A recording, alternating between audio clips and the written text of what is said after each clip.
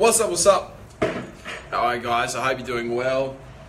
I'm back in Sydney now after a little bit of time in Perth, which was epic. I love getting over to that joint. Really, really good. So yeah, I'm back and loving life once again. Today we've got a really, really cool live because we're going to be covering not only a Q&A, not only a Q&A, we're also going to be going over how you can fix your acne and why you've got it, because acne fucking sucks. I've had that since I was a little kid, and it smacks me hard, and no matter how many specialists I saw, some of the best specialists in Australia, allegedly, none of them could fix my acne or help my acne, even with very, very high level skin drugs. And then after that, we're going to go over why I scoff down jelly babies like a fat kid. Because lo and behold, I've got another packet here, and it's almost already finished, even though we haven't even started the Q&A yet. So yeah, we're going to be going through all of that stuff. So yeah guys, if you've got any questions, ask away, because we're going to get straight on into it. I'm just going to share this up in the Shred community, and then we're going to get right underway. Also, I've got some really exciting news. So I'm going to be interviewing this really intelligent bloke called Broderick Chavez. Now he's out from the US, and he's coming over here to Australia to do a couple of seminars. Now this guy's a genius. He's trained like Olympians, like IFBB pros, like bodybuilders, all that sort of thing. Like anyone who's at an elite level, this bloke is the guy that they'll go to. In fact, geez, I'm going to be consulting with him. So make sure that if you want to learn anything from him and want me to ask any questions, comment them down here or comment them in the Shred community if you're not already there. If you aren't already there, I'm just going to put up the link right now. But yeah, get in there and ask away, because there is so much cool shit which this bloke knows, which we can cover. So literally anything, nothing's barred. I said before, I shared this in the street community too. You can literally ask anything. If you want nutrition, training advice, anything like that, what you would do for an Olympian, even chemical protocols, steroids, SARMs, any of that shit like that, ask away, and then I'll chat with the big fellow about it. Okie doke. So, anyway, without further ado, let's get into it. Right. First of all, acne. Okay? Acne sucks. Acne really, really, really sucks. It is not fun whatsoever. Okay? This shit is the absolute piss. So, tell you a little story about me. So, when I was a kid, from the age of about roughly 10, I started getting really bad acne. Really, really bad acne. So I would get like massive cysts, like I got one here at the moment, like that, but like bigger, like fucking huge things on my face. And so pretty much my whole life as a kid, I just had like the worst skin up until really quite recently, up until about, maybe I was 22. I had a bad skin, and even now, every now and then, I'll just get a massive breakout of acne. And the thing is that this acne is so preventable and so easily fixable. There are a few really easy things to do. But anyway, back onto what I had. So I would routinely see dermatologists, and some who are meant to be like the leading dermatologists in Australia. And what I ended up doing is they ended up putting me onto this drug called Accutane, isotretinoin, which is like a high dose of vitamin A. And now it's not really the best drug for you. It kind of messes with your brain a little bit. It kind of messes with your ligaments a little bit. It kind of messes with your eyes a little bit. It's not something good to take long term. And so, yeah, I ended up being on that for about, I think it was 8 years all up. 8 years of this skin drug, which is meant to be like the most magical skin drug, which will just fix everything and make you better. But yeah, for Jimmy C, for Papa Shred, it didn't quite work like that. So I spent most of my teenage life, in fact, probably about a third of my life, I had been taking this drug, this Accutane. And every single time that I'd see my dermatologist, he would say, "Oh, James, you've got the world's strongest oil glands, don't you? We'll just take one more course." And then the fucker would give me another course of these drugs to get rid of the acne. Now, the thing is with these drugs, they did work. They did dry out my skin. I didn't get as bad acne when I was on them, and then it probably helped for about 3 months down the track afterwards. But But the issue was that it's not overly good for you to be taking these things. You see, as I said before, it ruins your ligaments and ruins your connective tissue. And when it does that, it actually increases your risk of IBS, right? So it increases your risk of getting gut issues, which isn't fun at all. And as you know, I've had my fair share of gut issues in the past, and I do have a gut which is more susceptible to bad things, which is why I've got to be super, super, super careful of what I eat, more so than even than what I am with a lot of my clients. Who don't need to be so strict.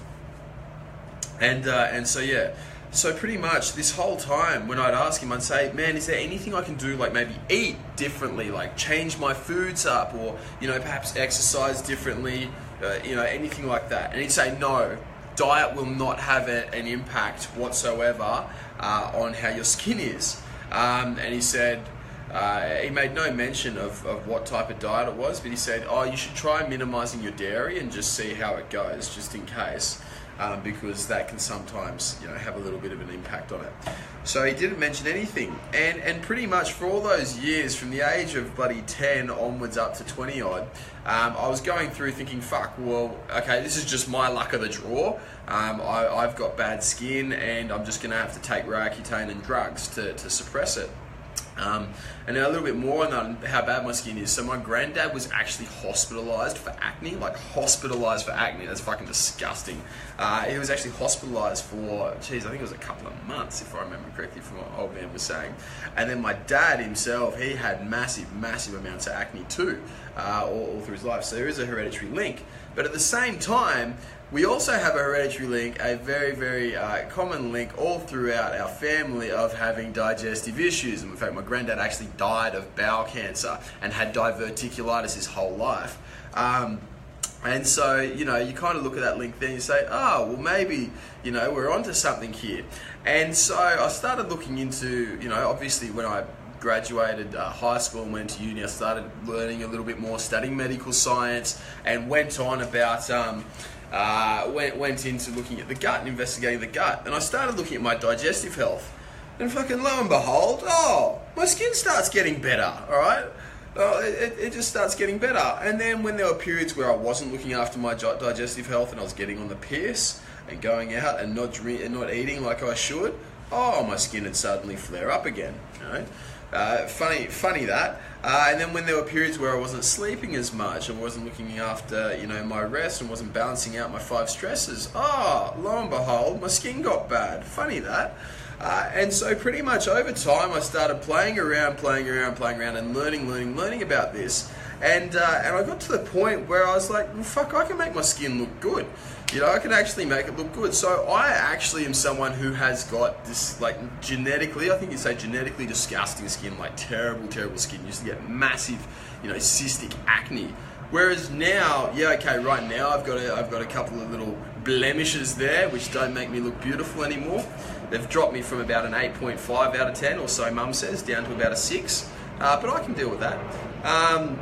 And I've got a few little blemishes, but I know why. So when I was over in Perth, I fucking worked my ass off. Alright, worked my ass off while I was there. I was up at about 4, and I'd go up at 4, so 7 a.m. Sydney time, and then I would go to bed at about 10 or so, 10, 11 Perth time.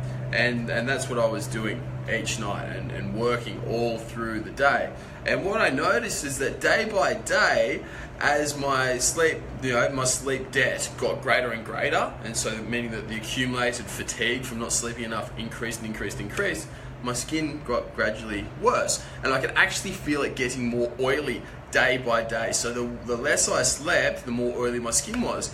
And then, funnily enough, even more funny than that, is that if I had a nap, and one day I did have a nap, I had a nap for about an hour or so in the middle of the day, bang, my skin suddenly wasn't oily, literally just after that nap, okay? And I'm not shitting you guys, I've got no reason to bullshit or tell stories about it, because this fucking happened, alright? You can try it yourself if you want. But yeah, so that's one thing that I noticed big time.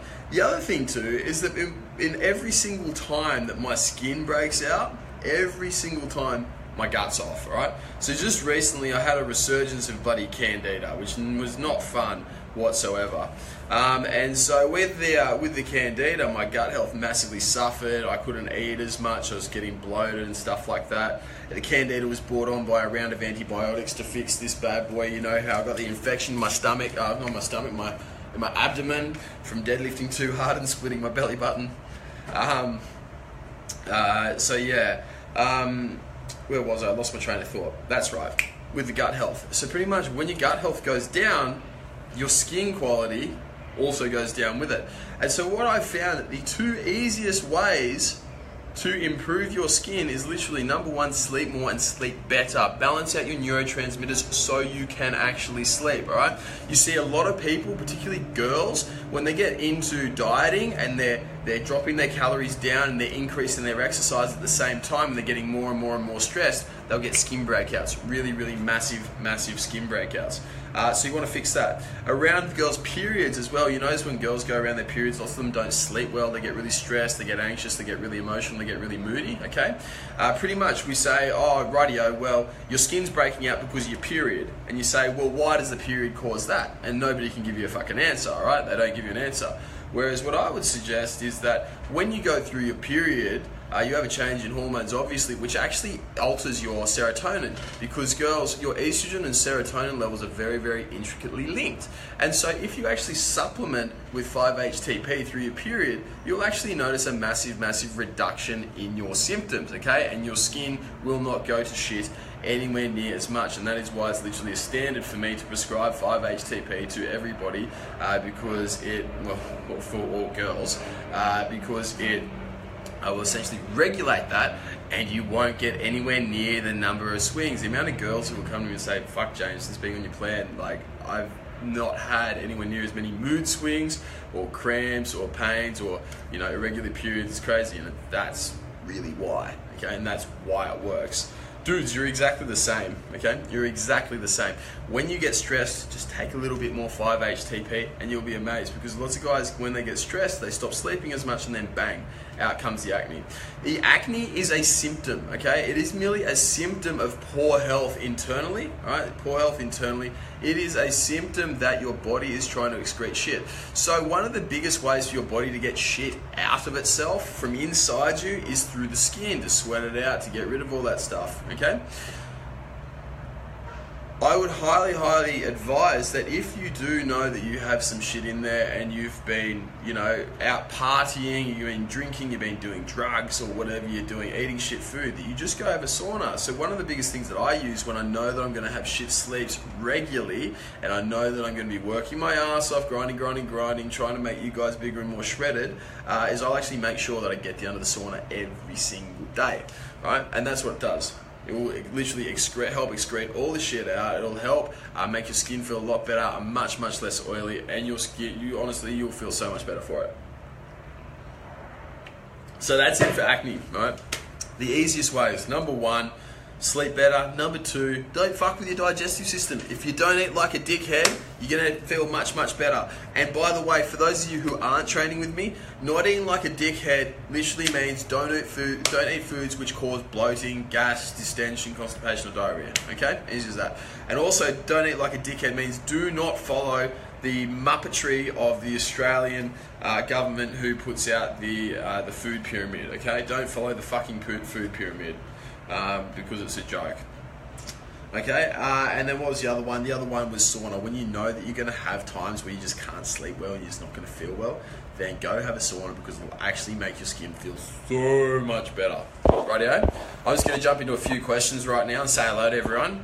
We've got Big Dylan Porter, Paul Downey, how are you, mate? Matty Dummigan, Harold, legend, Justin, Kieran, Alex D, Matty Fletcher, Aiden, Willie Taylor Steele, Gemma, Gordon, Melbourne, how are you, mate? Drew, Travis has just asked, apple cider vinegar tablets any good for assisting shredding weight? Yes, they are. I'd recommend the actual pure apple cider vinegar over the tablets. Excuse me. With the tablets, man, I guess theoretically they're still fine. But I reckon it's just better straight from the bottle. If you don't want to take it straight from the bottle, just get some betaine HCl, and I dare say that would be far better. Don't have any studies to back up on it, but I believe that you know, well, the reason why we're taking apple cider vinegar as opposed to betaine HCl is because it's the natural hydrochloric acid. It's a natural form of it, and you want to keep it as close to its natural form as possible. Just as a general rule. Right? Johnny Nicholson. Johnny said, anything to help with gyno, or is the only way to get it cut out? Johnny, that depends on the stage of your gyno. So guys and girls, gyno is when a man starts to develop breast tissue, all right? So you get, you know, nice long nipples, which is fantastic. Not really, not fantastic at all. Excuse me, I'm just gonna change this. Yeah, so gyno is when a man starts developing breast tissue. So right in the nipple, it'll like literally just puff out and get really, really thick. The ways which you can do this, well, gyno, first of all, we're going to look at why it's caused. So number one, a lot of teenagers get gyno. I used to get like puffy nipples when I was a teenager, because when I was 15, I was clearly on the roids, according to many. But no, when you're a teenager, your hormones go all over the place. Your gut is generally really, really bad, hence why lots of teenagers have got acne, because their parents feed them shit food, etc., etc. Pretty much your hormones are all over the place, and then bang, you get an increase in estrogen, and then it causes the stimulation of prolactin, and then causes the breast tissue to develop. All right. So if you're a teenager, lots of the time it can go away. If you're an adult, okay, and it just randomly comes out without using anabolics or anything like that, then it's probably actually going to be a gut issue. So you should actually look at your gut and see whether you have an elevated level of the beta-glucuronidase enzyme. If you do, then you'll want to, you know, drop those levels down by taking some calcium D-glucarate. You can also take a little bit of DIM if it's naturally caused. You also probably want to get leaner, because if you're fatter, you hold more aromatase enzyme, you produce more aromatase enzyme. And when you produce more aromatase enzyme, you have more estrogen, less testosterone. Right? You don't often see you don't ever see natural blokes who are 6% body fat walking around with gynecomastia. Now, even if you're on gear as well, if you're running steroids, you're taking steroids and you're taking like a moderate dose, so say less than moderate. You're saying a not stupidly high dose, you're taking less than 500 milligrams of testosterone a week, and you get it. You shouldn't actually get it at that level. Okay, you really should not get it at that level. If you do, from what I've seen, people who are more likely to get gyno when taking testosterone, even without taking an aromatase inhibitor, they are people who are generally less healthy, right? Less lean, and they just generally do not look as good, all right? So get leaner and get healthier. The next thing is, when you're taking testosterone, you've got to modulate your estrogen levels by doing blood tests, okay? So lots of fucking idiots in the gym, there's so much bro science about that. They'll say, take 250 grams of test and take half a milligram of Arimidex a week. Or they'll say, oh, you don't need Arimidex. Well, the thing is, you fucking don't know, okay? The reason you would use an aromatase inhibitor such as Arimidex would be to modulate your estrogen levels because they're too high, too low. If you take too much of an aromatase inhibitor and you drop your estrogen levels down, there are a whole heap of negative side effects, such as poor joint health, poor brain health, poor nerve health, all that sort of shit. Poor gut health as well. If you have too much estrogen, yeah, well, man, you're not going to have a fun time either, because you're going to get nice little bitch tits. So the first step to fixing your gyno and helping your gyno is preventing it. Balance out your estrogen levels at all times and run bloods, okay? Be safe. If you're not using a coach and you're using steroids and you don't know what bloods to run, you should fucking get a coach. Pretty much stat. The only way to fix it once it's there is there are two ways. Number one, if it's not there and it's not a hard, thick lump, you can actually reverse with letrozole and Nolvadex. I've helped a couple of blokes do that in the past. Letrozole and Nolvadex plus improving your gut, because your gut is one of the areas which detoxifies estrogen. You can also help with the liver and help that too. That is one way. The other way, when it's too far gone and it's just not going to work, you get it cut out. You get your glands cut out, and that's not really a bad thing. It's just going to cost you a couple of grand, and it also means that you can never get it again. So yeah, it's up to you what you want to do, man, and it's up to really how advanced it is. Thank you, Dave. Good question, Johnny. I hope that helped.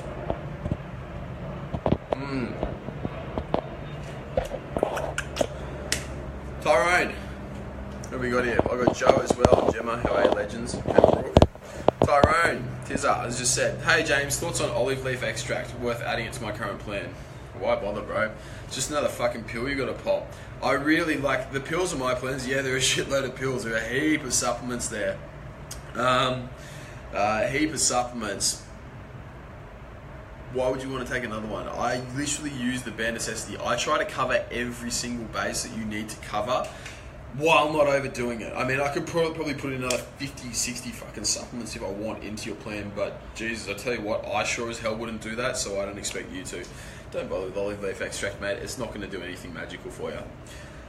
Marty, how are you, big legend? Paulie Downey, good to have you on here, mate.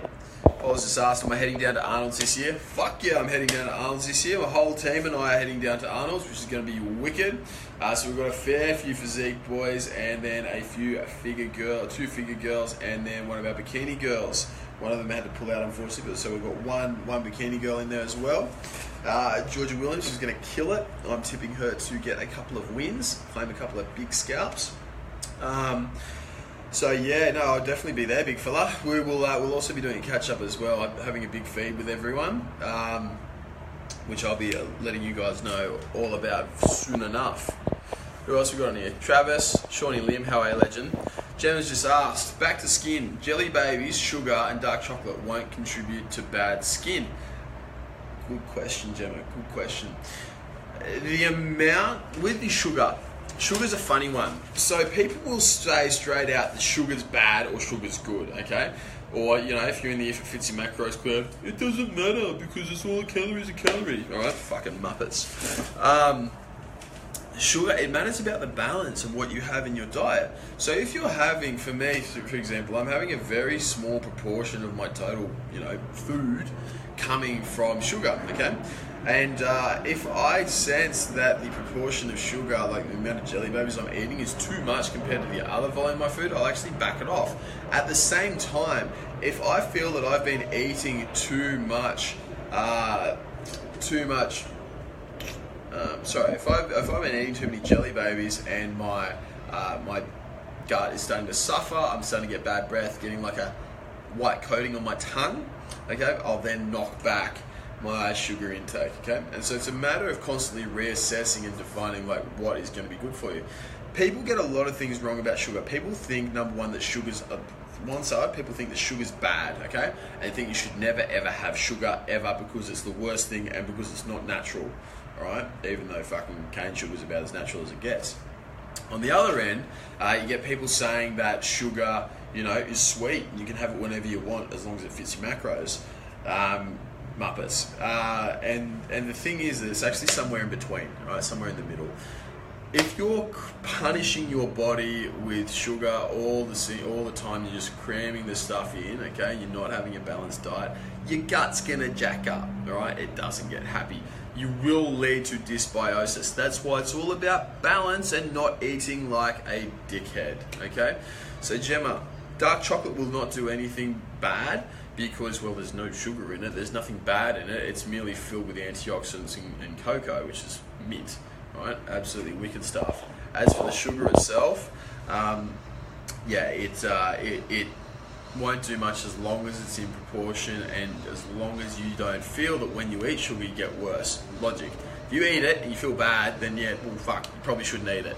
Okay, on to dark chocolate again. There's a class of foods called, you know, histamine foods which increase histamine, which is like an immune responsive thing. Now these foods are really good in a healthy body, but in someone with a bad gut, these things go right the other way. So if you do have a bad gut all the time, which, you know, Gemma, yours is a little bit dicky, but not the worst.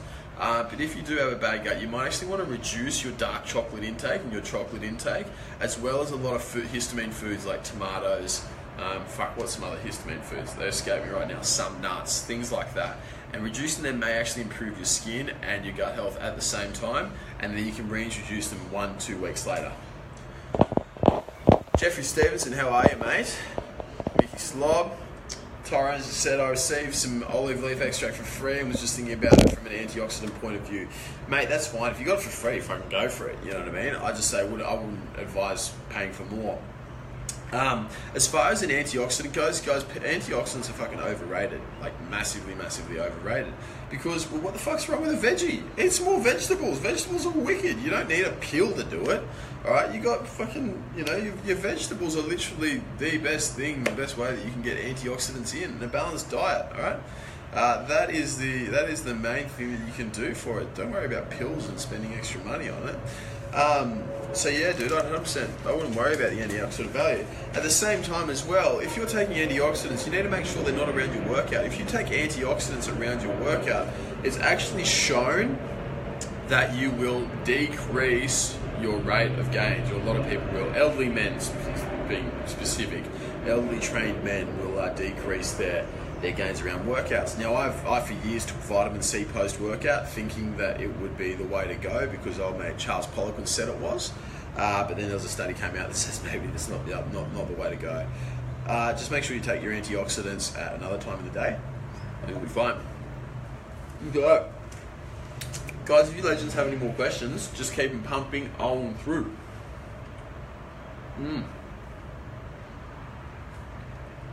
Where did I put my notes?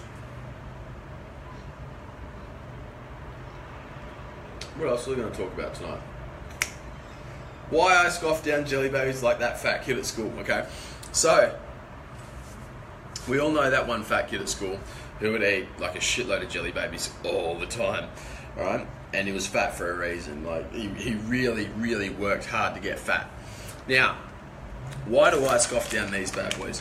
Well, pretty much the biggest reason is I'm trying to eat 6,000 calories a day. Okay, I need a lot of food. At the moment, I'm getting leaner, so I'm down to like 88.5, 89 kilos, and I'm not even trying, okay? I don't want to be that light. I want to get bigger. And I'll admit, look, it's not the worst thing in the world getting leaner like that, because I'm getting a shitload leaner. My waist is tiny. It's literally comparable to how it was before around comp. And I'm a shitload bigger than what I've ever been in my life. Contrary to what the people on Instagram bully me about. When they say, why haven't I grown in the last 2 years? The cheeky cunts. Well, I just dropped a C-bomb. The first time of everything.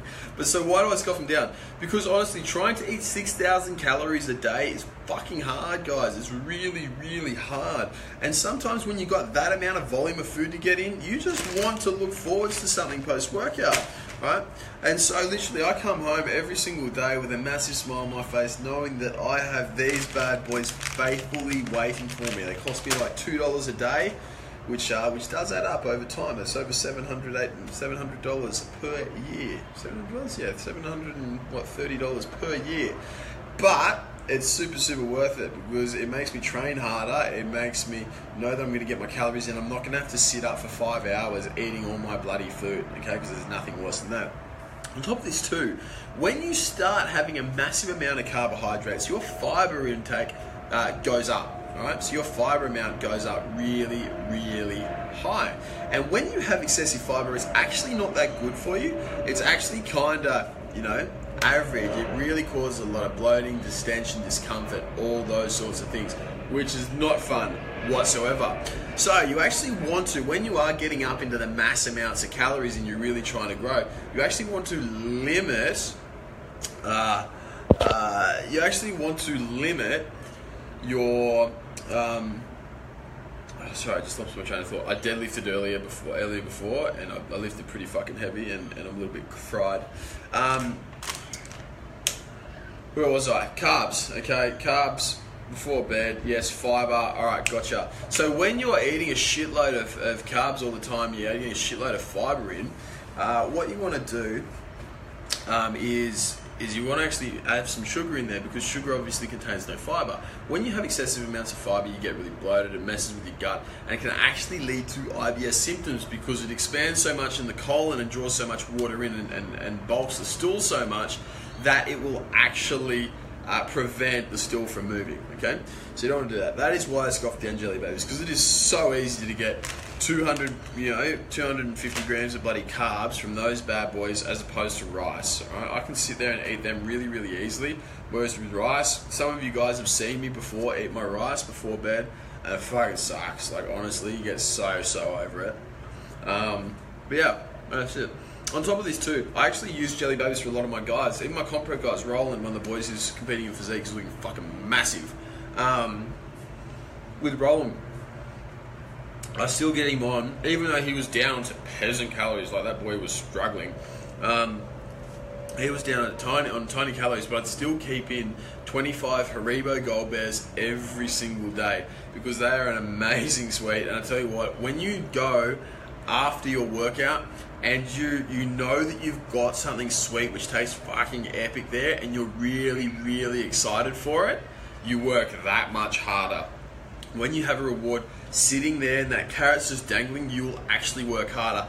And there is a little bit of evidence to suggest that when you do reward yourself after a workout, or you just give yourself a reward in general, you actually get a dopamine boost in the lead up to that reward. And what dopamine actually does, that's the brain chemical dopamine, is it maintains your motivation. During your workout, when you start, your dopamine's at its peak and it goes down slowly. And so what I hypothesize, judging by the ways that my boys train their results, is that when I have something nice after the workout, for some of them, they will actually perform harder for longer, knowing that they do have the jelly babies at the end of the workout. All right? So that's why I eat them like the fat kid at school.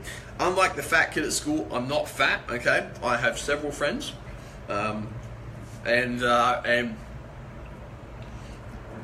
pretty much I'm taking these at the right time. The other thing too is I'll only ever take these post-workout. You'll never find me eating them any other time of the day, okay? Reason why? Well, I guess it's old school, and the old school belief that the post-workout window is a time where you should have more high GI carbs. I also use them to chill me out and bring me down, because when you smash 220 grams of carbs coming from jelly babies, you get very, very sleepy. And it helps you wind down. And then on top of that too, I just feel that you get better results having high GI carbs post-workout as opposed to any other time. Right? So that's why. Craigie's just asked, Big Craig Davey has just said, would they be good for a pre-workout? Yes, sometimes in some people, but I don't always recommend them. For most highly motivated people, yes, I'll let them have them pre-workout. For my boys who are crushing 7,000 calories a day, so even more than me, yes, that's fine pre-workout, but in general, you're better off having them post-workout. Unless we've got you on a protocol where we're trying to enhance your pumps and, and we've got strategic carb timing and all that jazz. All right, I'm going to get going through these questions. Luke Savotis has just said, hi mate, from Melbourne, Australia, and appreciate your videos. Mate, Luke, I appreciate you saying that you appreciate it, you legend. Also, everyone from Brizzy, I'm going to be up on Wednesday, and what we're doing is we're catching up a few of the JCF boys, and then whoever else wants to come along. We're going to be meeting at Mucho Mexicana, which is a restaurant around there, and we are going to be cruising at 6:30 p.m. Right, Mucho Mexicana, South Bank, 6:30 p.m. Be there, and I will see you there. I'm going to be scoffing down a shitload of Mexican. Who else got? Lukey's just asked, do you think drinking lots of water when you're hungry at night takes away hunger? Yes, it definitely does, man. If you drink more water, it'll actually fill up the volume in your stomach, so you will not feel as hungry. Same as if you drink water before a meal, 10-15 minutes before a meal, you drink some water, you'll actually eat less in that meal.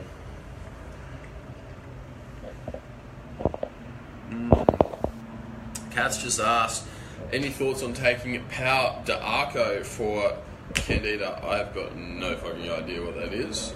Can you elaborate, and I'll look into it. Scotty Larnach, I'm back. Sorry about that, don't know what happened. Scotty's just said, hey bro, Rand, is it just me, or is it annoying when people say they want to lose weight when they really mean they want to lose fat?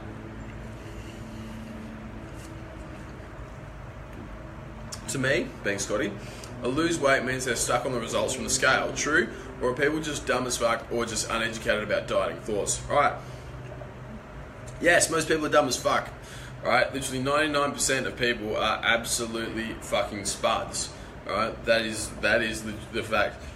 Go down Sydney, right? Walk down Pitt Street for a day and you will see how truly stupid most people are. But with that said, it's not their fault, okay? It's just, blame their parents and blame the education system. So pretty much most people don't understand the difference between fat loss and weight loss. I had a great yarn with my Uber driver last night about it, and he's saying, "Oh, bro, what do you want to do to lose weight?" I'm like, "Mate, you can do anything to lose weight. It's really not that fucking hard." I'm like, "Dude, you could eat 4 packets of Doritos every day, and only eat 4 packets of Doritos and drink a bit of water, and you would lose weight. I'll guarantee it." But the big thing is, you'll be very, very unhealthy. Okay, you'll probably get a large degree of smugness, like all the other, if it fits your macros muppets, and then at the same time, you will also lose a lot of muscle, and you will not lose fat optimally. So yes, mate, you're very correct in that the whole idea of losing weight is pretty silly. But at the same time, it can be a good measurement to use when combined with, actually taking circumference measurements like what I do and what I preach. So yes, you really want to make sure that you are focusing on losing fat as opposed to losing weight. But then again, at the same time, if people are trying to lose weight, then fucking good on them. Have a good crack. Have a nudge at losing weight. I don't really care if you're trying to lose weight or lose fat or whatever. You do you. You just do it. As long as you're happy in the end of the day, it really does not bother me whatsoever what you do. Right? And yeah. So I think that's it. That's all I had to say. I'm fucking cooked. I'm not going to lie to you guys. I'm absolutely rooted after today's deadlift session. I think I'm going to call the live here because I'm falling asleep. A combination of deadlifting a lot and eating a stupid amount of gummy bears. And then I've also got a fucking meal here as well I was meant to eat. This bad boy, which I was meant to go through and get started on from Daily Fuel, but didn't get around to that, did I? But yeah, guys, look.